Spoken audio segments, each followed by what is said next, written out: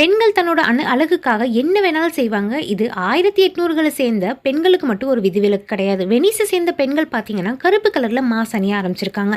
இந்த மாஸ்க் மூலியமா உங்களால பார்க்க மட்டும் தான் முடியும். வாய் திறந்து பேசக்கூட முடியாது. இதுக்குள்ள இருக்கிற ஒரு பட்டன் பார்த்தீங்கன்னா, பல்லோட இடுக்குகளுக்கு இடையில நுழைஞ்சிருமா.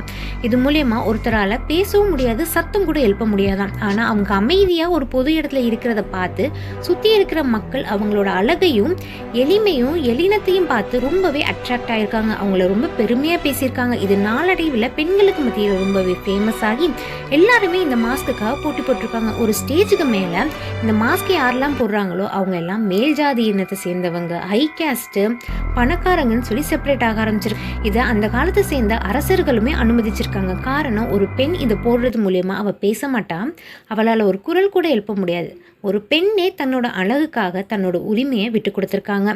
நீங்கள் உங்களோட அழகுக்காக எந்த அளவுக்கு போவீங்கன்னு கமெண்ட் பண்ணிவிட்டு மறக்காமல் சேனல் சப்ஸ்கிரைப் பண்ணிட்டு வீடியோவை லைக் பண்ணிடுங்க.